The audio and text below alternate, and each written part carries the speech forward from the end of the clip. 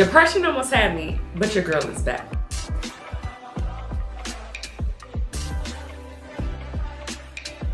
About to do a little self-care.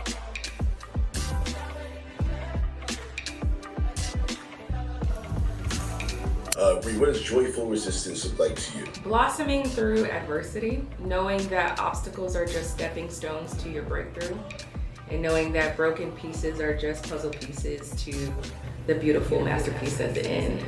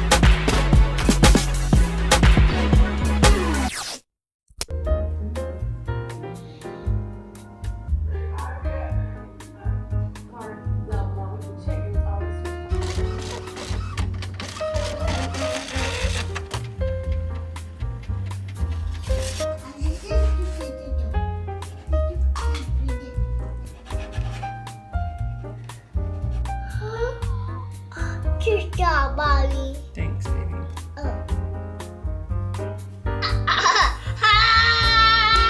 Don't touch it. It's not that. Don't touch it. Okay, baby. Don't touch it. Okay, Stink. Okay, Mommy. Hold on, baby. Stop, Maximus.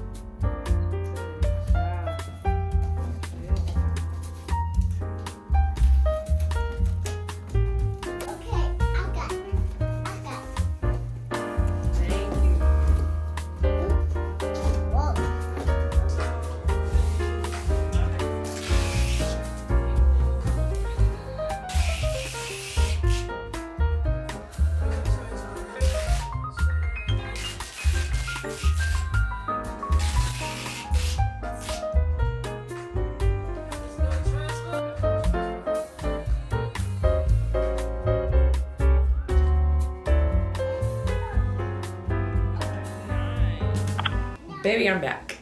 Okay, I am back. If you are new here, my name is Brionya J. Matthews, international fine artist and instructor, and we do everything creativity, faith, and lifestyle. And if you've been hanging with me for a second, welcome back. Listen, I couldn't get on this camera and just mess up everybody's energy with my own. So I was like, let me wait till I get in a better headspace before I just come on talking on this camera. Woosah, girl. Better days are coming. Better days are here. Better days have arrived, and my joy is being restored. My spirit is being restored, and I'm so grateful for it. So to basically catch you up, I have just been trying to push through. The best way to put it is just Job season. Now listen, I've been through a Job season at least 5 times in my life. And I'm like, Lord, if I gotta go through 2 more crises just to get to my breakthrough, I'm gonna need you to carry me, because I'm gonna need just the one set of footsteps in the sand, because like, I don't know if I can take anymore. They say you have to go through 7 crises to get to your overflow and breakthrough. So I'm like, yeah, I know for sure that this is like a 5th Job season. Baby boy is back home. That's one thing that I've been struggling with, because I've asked the Lord continuously, Lord, please keep this baby in this academy so he can thrive and develop as we get our life together while my husband is in school and I am trying to finish, thankfully, the commissions that he's allowed me to have. I'm just like, I can't balance both. And I think mom guilt set in a little bit, because I'm like trying to balance work and home and taking care of him. So like, you know, putting a screen in front of his face, or, you know, being away 10 minutes at a time, because if I turn my head for at least 5 seconds, the boy is hopping off couches and stuff just all on the couch, all on the TV, all on the floor. I'm just like, boy energy is different.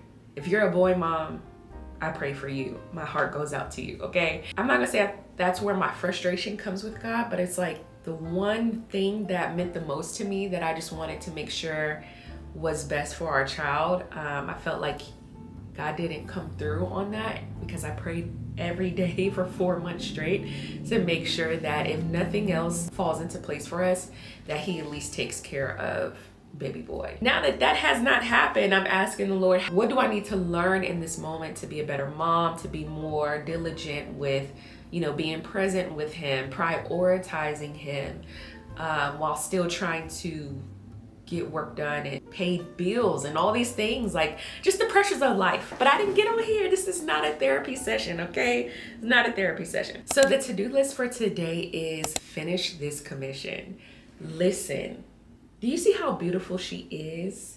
This commission has brought me so much therapy. I'm so grateful for the client's vision.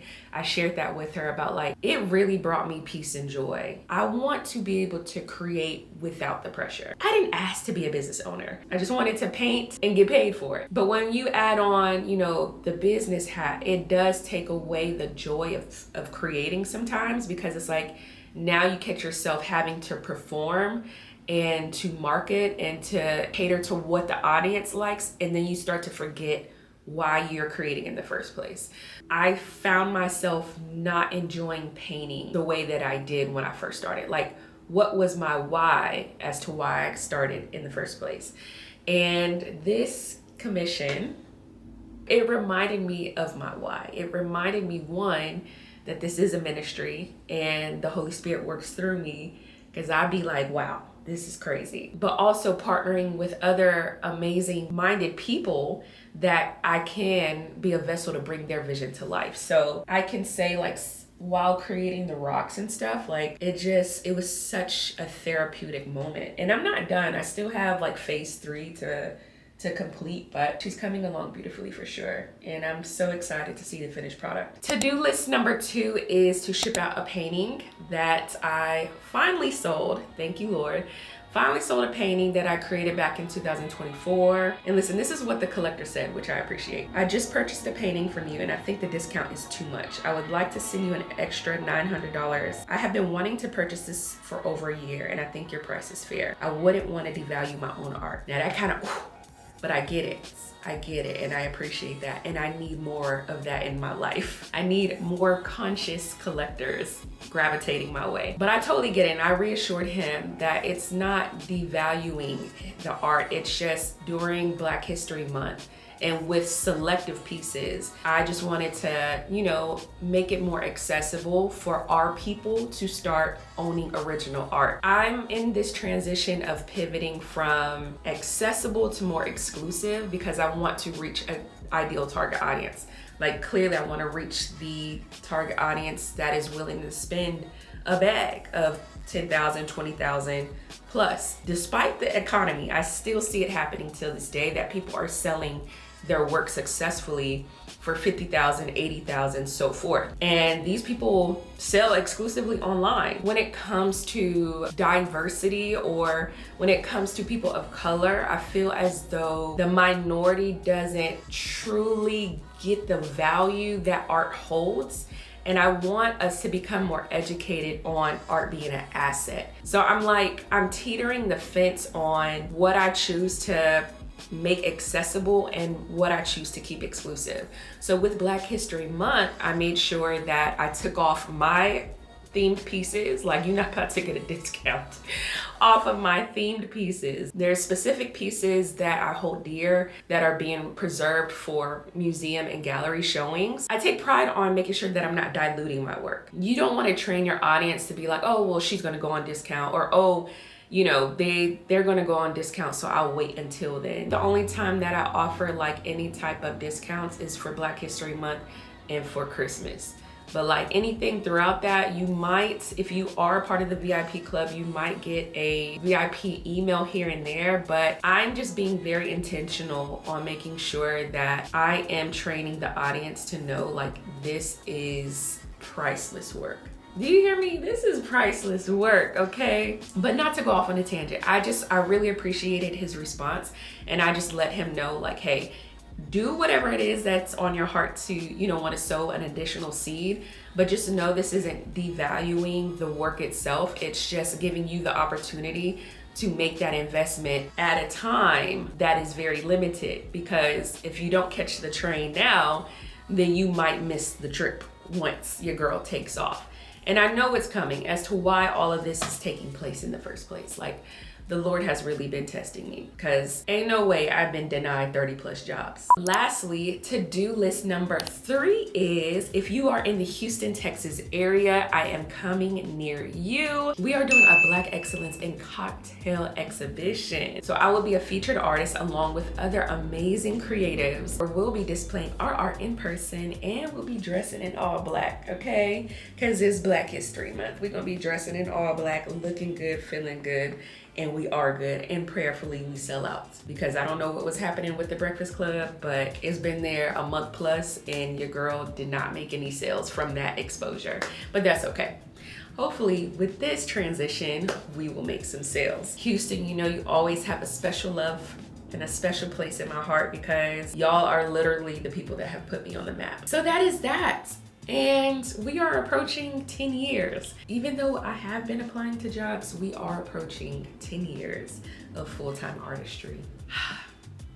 That's crazy. That blows my mind. What a journey. Ideally, my heart wants to truly host like a solo exhibition. I have a donate page if you want to donate towards that. Just sow a seed and making this vision come to life. Transparently, I have not gotten a yes to any gallery, and I don't want to seem desperate. Like, I've followed up with 2 prominent galleries here, Black-owned galleries, and you can tell they've kind of been brushing me off, and that's okay. Maybe they don't recognize the value yet, but if I don't get one yes from someone, I know God's yes is gonna stamp it. So if it is in his will, which I feel like it is, because it's been on my mind and it's been on my heart to do, I want to create an exhibition to bring everyone out with that same kind of vibe of just like gala attire, grown and sexy, live jazz music playing, and bring my own story to life. Like, and being able to walk y'all through each piece. Like, there are some pieces in storage that I'm just like, girl,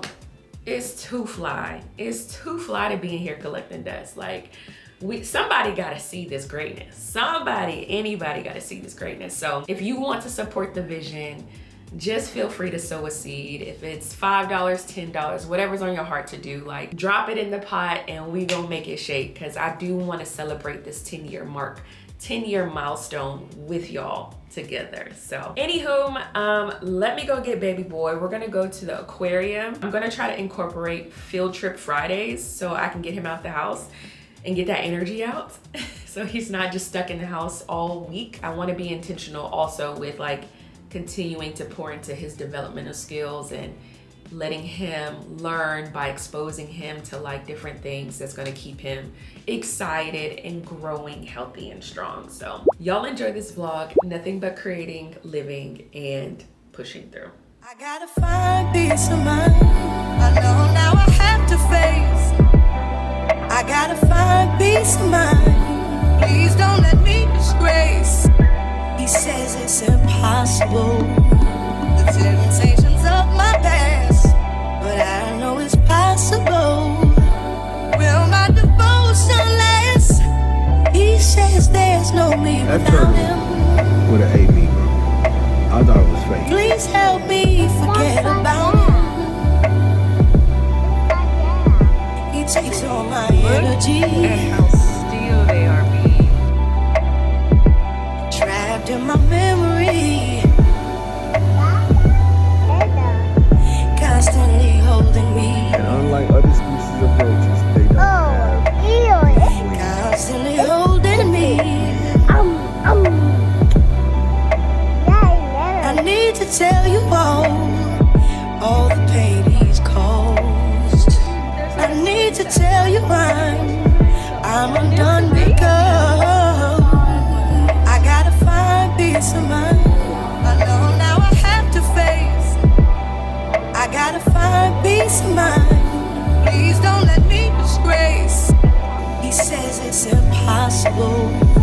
The temptations of my past, but I know it's possible. Will my devotion last to finally be in love and know the real meaning of a lasting relationship, not based on ownership. You love me despite myself. Sometimes I fight myself. I just can't believe that you would have anything to do with someone so insecure, someone so immature. I gotta find peace of mind. I know now I have to face. I gotta find peace of mind. Please don't let me disgrace. Don't scare He the says fishy, it's Mason. impossible. Don't scare the fishy. The temptations of my past, but I know it's possible. Will my devotion last? I gotta find peace of mind. Oh, what a merciful, That is crazy. I didn't know I had that much merciful cuticle. God. Child, get the cuticles. Every day's another chance. Yeah, get the cuticles, child. Get the cuticles. Get it right this time. Try it.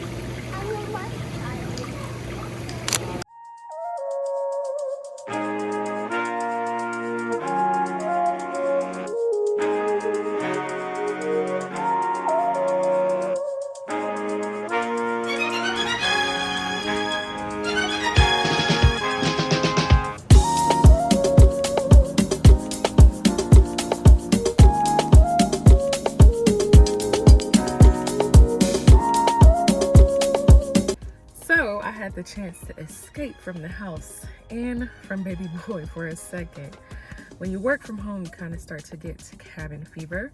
But I came to the mall to find a dress for this upcoming exhibition. Tried to get back into shopping in person instead of online, but I don't know, I just been so far removed from shopping, because when we stayed out in the middle of nowhere for 5 years, it was just like I was just so accustomed to shopping online. I feel like I can't really enjoy my time shopping, especially because I'm on a limited time right now. All that said, I did not find anything. I didn't find anything that was like up to par to my taste. Shopping has become such a luxury for me.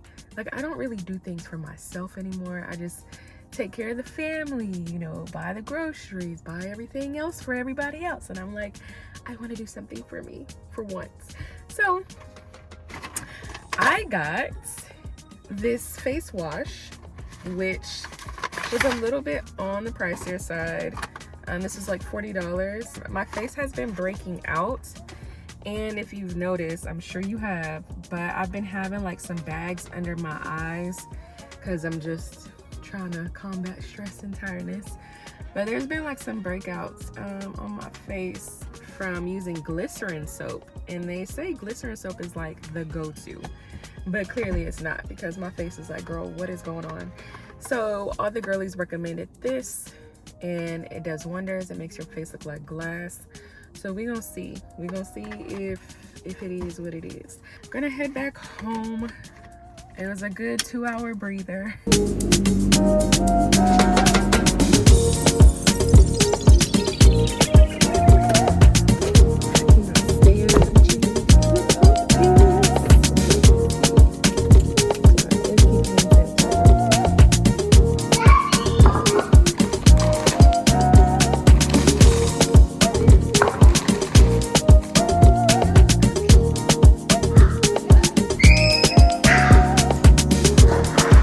This you can find at Whole Foods for $2.99 or $14.99 in a whole box.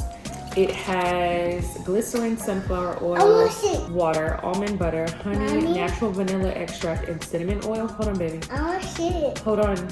It's made with ashwagandha and L-theanine. But it's supposed to do calm and relaxation. I like it. It helps my nerves. Hey, stop. Woo, this is why I need to say. Let me get calm manure. Ew. It's not ill.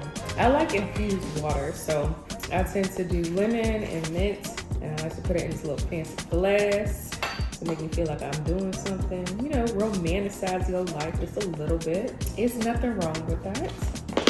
About 2 or 3, and then What is this one? that's avocado. Avocado? Avocado. I want to cut. One second.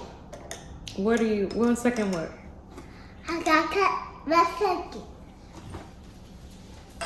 Oh. So yeah, I'm about to do a little self-care. I'm going to do a baking soda avocado mask, and then we're gonna try out the new face wash. First, I'm gonna take a shower to relax. Let's just see how the face wash goes. Let's see how it makes my skin feel. I just wanna get away from makeup altogether and just have like light. What are you doing? I got my cut. You got your cut? That's a knife. Yeah, I gotta cut my knife. Okay, baby, you wanna cut the avocado? Yeah. Yes, ma'am? Yes, ma'am. I can cut. Okay. Wow. It's working.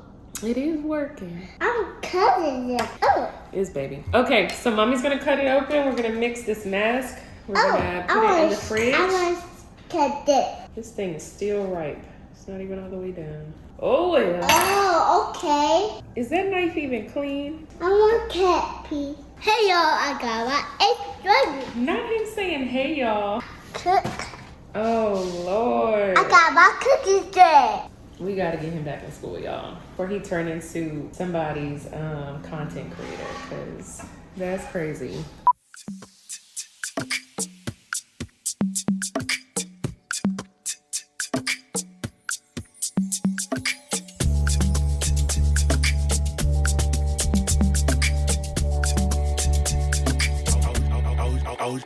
You're just too good to be true. Can't take my eyes off of you. You be like heaven to touch. I wanna hold you so much. At long last, love has arrived, and I thank God I'm not. You're just too good to be true. Can't take my eyes off of you. More than the way that I stare. There's nothing else to compare. The sight of you leaves me weak. There are no words left to speak. But if you feel like I feel, please let me know that it's real. You're just too good to be true. Can't take my eyes off you. I need you, baby. If it's quite alright, I need you, baby, to warm the lonely nights. I love you, baby. Trust in me when I say, okay. Oh, pretty baby, don't let me down, I pray. Oh, pretty baby, now that I found you, say, and let me love. Oh, baby, let me love you. Oh, baby.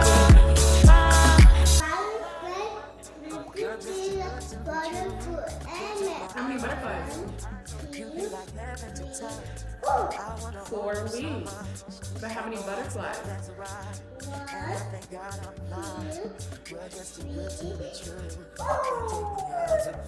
1, 2, 3. 1, 2, 3, 4, 5, 6, 7, 8, 9. Now, hey. How many elephants are there? Let's count the elephants. I want to round. Okay, count the elephants.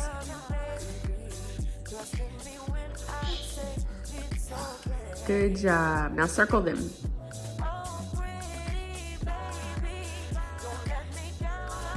Good job. Okay. Oh, okay. I mean, that's one way to circle them. Let's count the fishies. Count the fishies. 1, 2, 3, 4, 5. Good job. High five.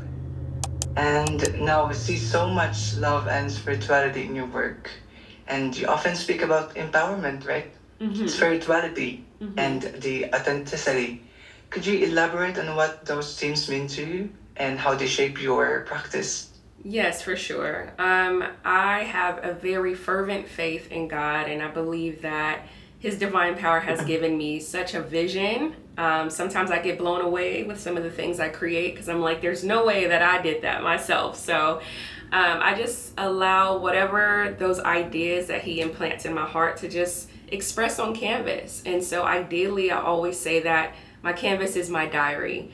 And that's the best way that I can write my story. I just believe that whatever I feel, I express that, and others get to feel that and resonate with that as they view the artwork themselves. Of all your pieces, which are closest to your heart, and why do they hold such a special meaning for you? This is one of my favorite pieces. She's actually humongous. Like she's probably the size of this wall. Like it's a 4 by 5 foot. So she's in storage right now.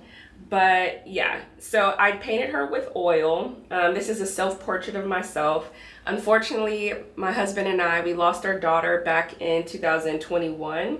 So this little bird, it represents her. With me praying, it's just like giving power to God protecting me against all darkness. And that's one of my favorite pieces because I was like going through a really tough time grieving that, but I was able, even through that pain, I was able to like paint that out and get that out of my system. And a lot of times I've talked to other artists where they say your biggest masterpieces tend to come from broken places. So she is personally one of my favorites. Happy Saturday. Happy Black History Month, everyone. That's Black right. History Month. The thing that jumped out to me as an author is when you talk about how industries sort of hold this trauma, right? And that leads me directly to Bree because, you know, I was sitting with your art, and you and I got to talk. You might have to do a book cover for me one day.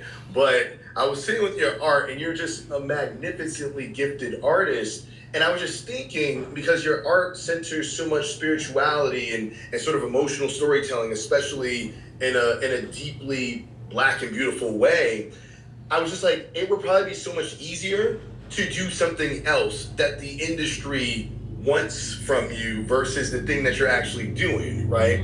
Now, so you're doing not only the beautifully crafted artwork, but you're sort of like pushing back against the tide. So can you speak more to that resistance within your art on the canvas? For sure, yes. And it's crazy because you hit that right on the nail. My work is very niched. It speaks to, of course, our people. I love painting our people. And so, and the question that arises a lot is, why do you paint Black people? And it's like, why not? Like, I'm a Black woman who relates to my culture best. Like, I've had the chance to live overseas and see the Renaissance art, and the Black person was always captured as a servant or behind the scenes. So I want to be able to capture our people in its essence of you are powerful, you are beautiful, and there's nothing to hide about that. So I think knocking that off the top layer of the cake already kind of puts me in this quote unquote box, but like I don't mind it because if no one else is going to represent us, I'll take that chance to be the representation. And then to dig a little deeper, yes, I'm a woman of faith, so I like to capture storytelling through spirituality, and you know, the visions that God gives me, I have to express that on canvas. So the resistance is, because I get it a lot, it's like, well, why don't you do more, what the people like as far as grills and, hair. And I've done all those things, but I think for the space that I want to get into, to where my work tells a generational story, like to get into the museums, I needed to create a theme and a long, how can I explain this? Because right now I'm doing hands. Like, I feel like there's story in hands. I just feel like there's so much labor and love, and like I want to be stamped for that in the long run. So say my grandchildren, whoever, years from now, they'll be able to see my work and be like, I know that's Brionya James. Or, you see Kahindi Wali's work, it's like, that's Kahindi. You have to create something that's gonna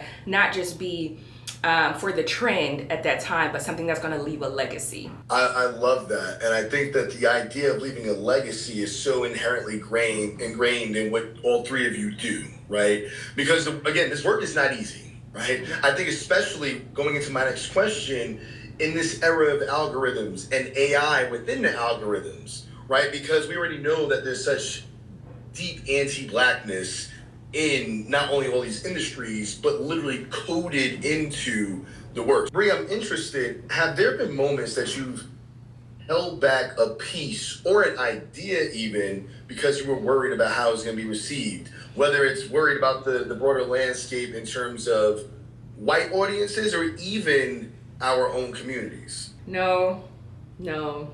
I think it's just because, again, because the canvas is my diary, I have to express what I feel.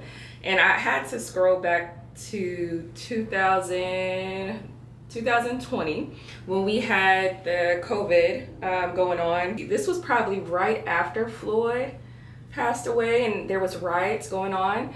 And so this was one piece that I released.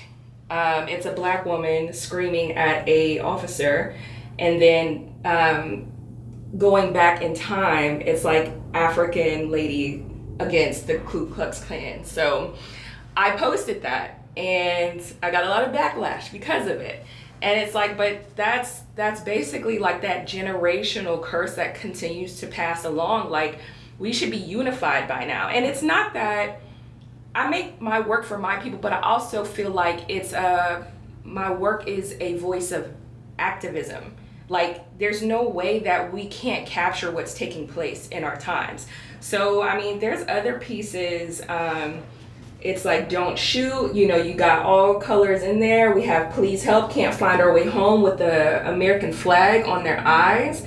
Like, if I can't verbally put it together, I feel like the best way is to create a visual for it, for people to get it, to resonate with it. Because, I mean, what's the best way, whether it's through music, whether it's through art, whether it's through writing, I feel like those artistic and creative outlets is the best way to get people to wake up. Absolutely. I think that, again, as artists and creatives, you can't truly tap into totality of your talent unless you are telling the truth. Right? I think that your art pours into something that I don't even know that I knew I needed to have poured into. Mm-hmm. So I'm interested from you what your favorite moments, I'm sure you've had many of them, are in terms of community engagement or just, community speaking to you about what your art meant to them.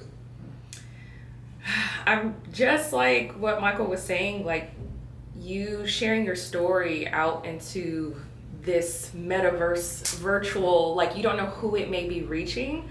I've been on social media since 2012. I've built a community of 100K supporters. I've gotten hacked, lost it, and then I had to rebuild. And, we're back at that 100K mark, but I think what it taught me was that these people are not just followers, like they're actual people. And that's why I call them supporters. But you have to be not even mindful of what you're releasing, but just intentional. Like, is this bringing value to somebody? Is it uplifting someone? Like, is my testimony, my journey encouraging the next person? And so I've just been a little bit more transparent. Like, artists, we can be real introverts. And I don't think there's enough of us just like sharing the behind the scenes. So I think as I've peeled back those layers, to hear the stories or the DMs like, wow, your art has saved me from suicide, or, you know, this spoke to my heart where it brought healing, it resonated with me. Like I've had crazy stories, and I give credit to God, because I'm like, that I'm just a vessel, you know, I'm just allowing his divinity to work through me. And you know, the stuff that comes through that, like this commission right now from a client, I'm working on it, and I'm just like, you know, her words, she's a poet, and her words encouraged me to like turn it into a visual. So it's all about just this transmission of like energy, that you have to be mindful of what you intake. And so I have to be mindful of what I output.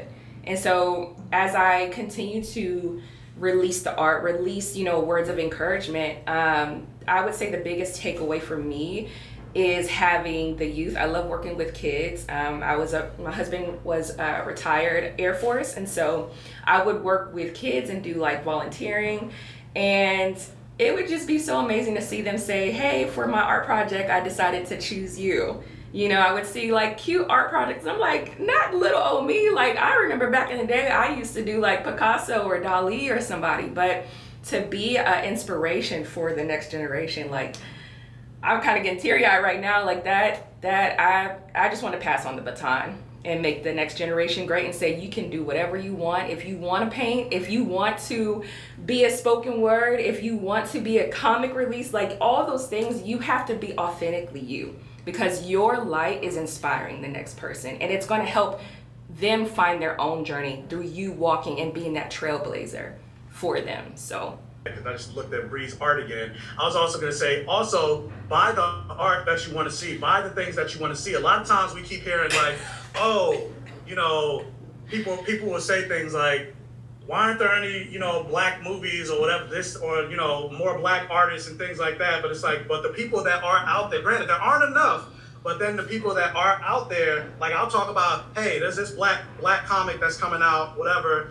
but you're not clicking, like I'll look at like my analytics, you're not clicking the link to go buy it. And then you're complaining that there aren't a lot of black art, but then when there is like the black art, a black indie artist, or comics, things like that, you're not buying it, but then you're complaining that there isn't enough. Again, be intentional. Thank you. Won't that make it even better? Because I'll have greater capacity for what I'm supposed to create. Yes. It reminded me that I'm a human being worth being checked up on, not just because I'm producing great art. That's good. Yes. Yeah. That's good. Bree, you go right ahead, and then we're going to get in the Q&A after you. Baby, they didn't took the mic. I don't know what else to say, okay? Listen. But no, definitely. I think as creatives, we are such empathetic people, and we feel strongly. And like that discernment, like our surroundings, everything can take a toll on us. So I personally had to pull myself out of a dark space as of recently, and I had to unplug from social media. And like, some people are just like, okay, but you know, they're so used to the greatness being produced, and it's like, but we need time to like for ourselves to reconnect with us and who we are as people, and not just a machine. And I think because we're in such a microwaved world, people they forgot what slow cook tastes like. It's like, we can't expect Kendrick Lamar to release another album. Like, can we meditate on what the man was saying before we just jump back into the next thing that he wants to produce? So all that to say is, I just wish people were a little bit more compassionate that yes, we are human at the end of the day. And even though we're combating AI, like, doesn't mean we have to operate like AI. And I think people are looking for authenticity, but still needing to deprogram themselves that we can't like produce at that capacity. So people can just like remind themselves that, hey, this is a person at the end of the day, and let's give them grace. And again, yes, let's check in on them and give them space to recharge themselves. So I mean, I just want to first of all thank the three of you before we get into Q&A, because your answers were thoughtful, intentional, and deeply therapeutic for me, and I'm sure others. And again, they're just bars. I mean, you know, we live in a microwave world. I mean, yes. And the session is complete. Great job. That was a great conversation. Thank you so much for joining us here at Virtuous Con.